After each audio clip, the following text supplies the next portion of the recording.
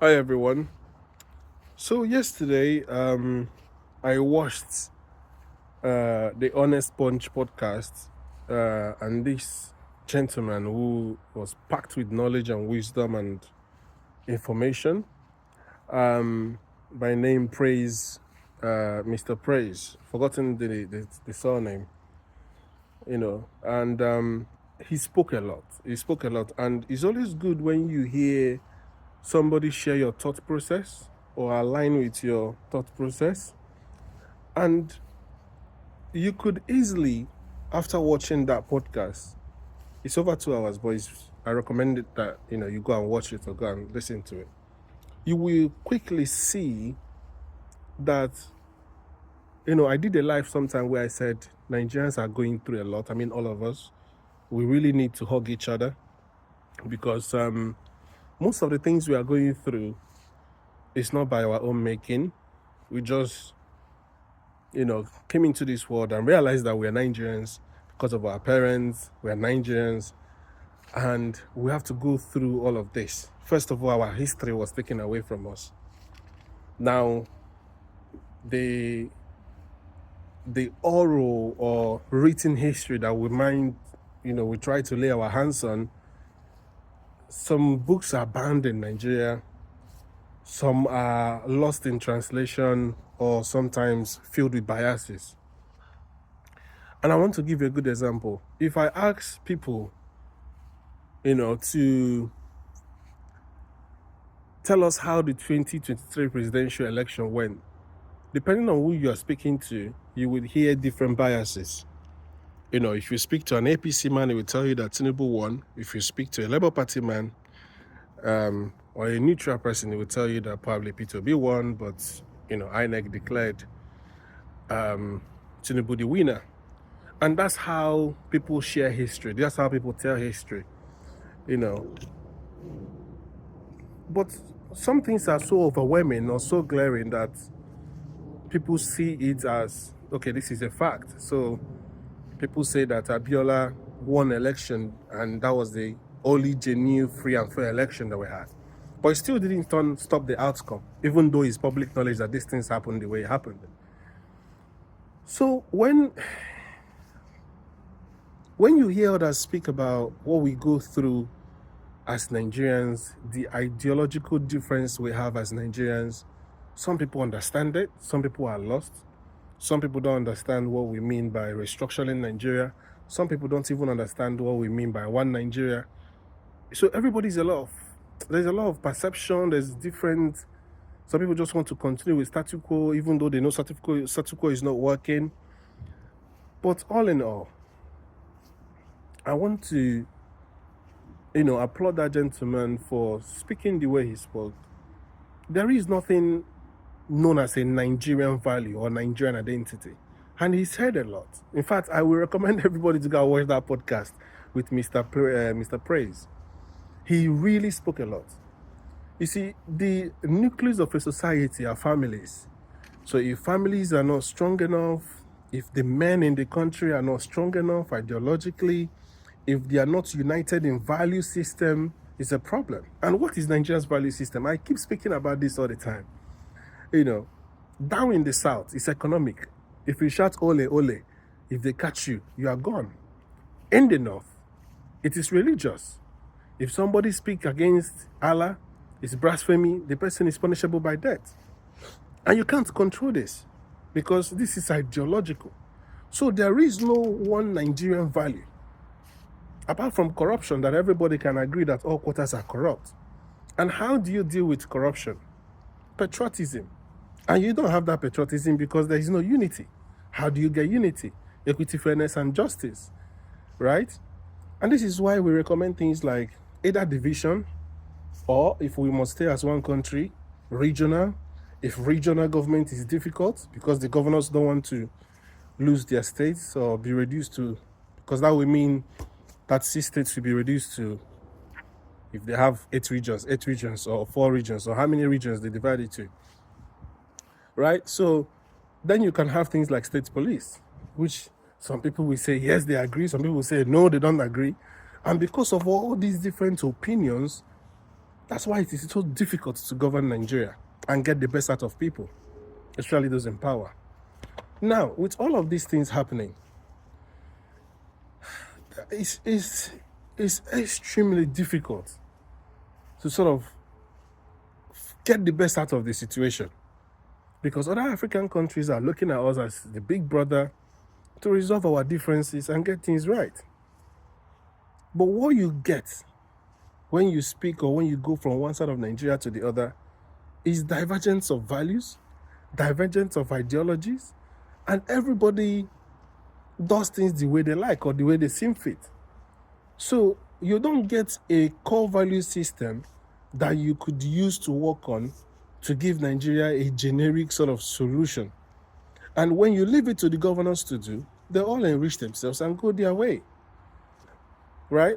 I had a gentleman that I shared what he said, a video I shared on my page. He's from Liberia, and the guy said that because we were colonized, and if we leave our westernization, we fall back on culture. The Northerners don't have that because they were colonized twice. First by the Fulanis, the real Hausas, right? By Usman Dan Fodio, and then colonized again by the British. So they had two colonization, and when they want to fall back from their civilization, they fall back to their religion. So it becomes too difficult to get them to think anything outside of religion. And that is why you have Sharia laws some places, and in the same country, they want to control the resource from, other parts that are not Sharia law, and also use the benefits of those things they tag as evil. Example, taxation on beers and maniki, or people that are selling boutique that are using maniki, and so forth and so forth. But all I'm trying to say to you today is that we are going through a lot as Nigerians. It wasn't long after our independence, then we went into this whole coup in 1966. The coup that happened, I think, in 1963, and then the counter coup that eventually led to the whole declaration of Biafra and the war afterwards that lasted for 3 years. So Nigeria is so young, and we are so traumatized. Both the Northerners, both the Yorubas, both the Igbos, both the South, everybody is so traumatized. So because of that young country going through such brutality, right? And this is not white against us, it's us against us. It became so difficult for brothers to meet eye to eye. And I think Nedu should be commended, right? Because he's been criticized a lot, depending on who he brings to his show. But sometimes he brings some very, very intelligent and sound people. So what Nigerians need is healing, a lot of healing. Nigerians need a lot of healing, because even the chain of events that led to that civil war, because we are trying to hide away from that history that is going to bring hatred, people don't even understand it. So some people will have a lot of animosity against the Igbos, for example, because they think a coup was tribalistic. Meanwhile, the 6 names that carried out the coup was 5 Igbo names and 1 Yoruba name. And amongst the people that were killed was also an Igbo colonel, English, right? That was also killed. But then they removed the Yoruba participant and say it is Igbo coup. They forget that an Igbo man was also killed, and say, oh, but you didn't kill Azikiwe, you didn't kill Michael Obara. Now the soldiers went to kill Michael Obara, and he was with somebody. He had a guest. So they were waiting for his guest to go before they go in. And because any minute lost in coups, can actually lead to that coup failing, the man got information and he looked. Azikiwe didn't return. So in that day and age, they were not able to know where, all these guys were, or they were not informed properly. And that's why these 2 people were not killed. Now, some people said, oh, Agu Ironsi, who took over, who was the next military in command, did not punish those guys well or to their satisfaction. But what is the motive of those coups? Don't forget, a coup is a secret arrangement by the people that plotted it. So there is no way just those 6 guys could kill over 22 people. right, without other people. But they target on those people that plotted it and make it sound like it was an Igbo coup. Now, apart from that, it spiraled out of military to now civilians, and they started killing Igbos on the streets, to the point that even though Ojukwu, who was the eastern governor then, kept telling Gowon, how do you stop all this killing, right? Because had it been the northerners who went after those Igbo military leaders or the Igbo equivalent of their leaders and make sure they killed them, then it would have been fair. But they didn't stop in killing Agui Ironsi by dragging on the road. They just continued the sparring to the civil, to the civilians. Anybody that was Igbo indiscriminately was killed. Now, some people thought it was Ojukwu that declared war. Ojukwu didn't declare war. Ojukwu just said, Igbos, come back. Come back to the east, right? Now, they came back to the east for protection so that they will not be killed. And then declared Biafra. Biafra was meant to defend the Igbos from the killings of the northerners, out of the anger of, what do you call it? Reciprocating what they thought was a tribalistic move, right? Now, also, the motive of these 6 guys that plotted this thing, including the Yoruba guy, was to release Awolowo, who was charged with treasonable felony, which had a capital punishment. At the time, he was in Calabar prison. So one of the reasons why even the Igbo leaders were also supposed to be killed was to go and free Awolowo. And part of the people that planned it, 5 of them were Igbos, so they were ready to go against their own leaders to go and release a Yoruba man.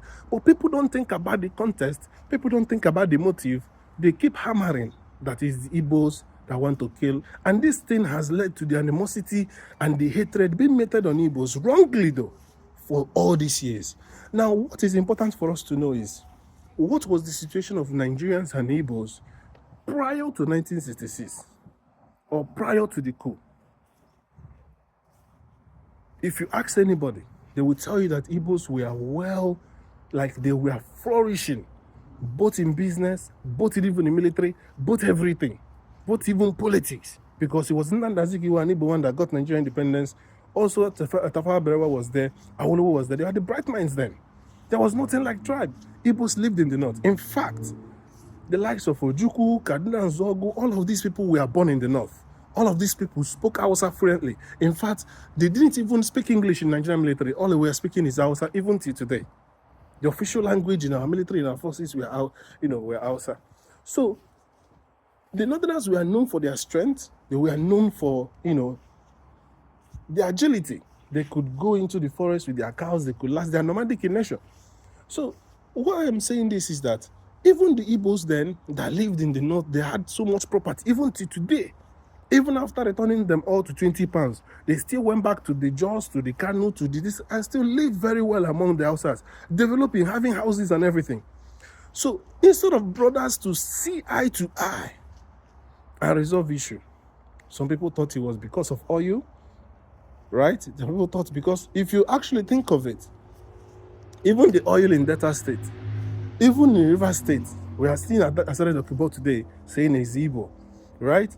There are Igbos in Kogi. There are Igbos even in Benue.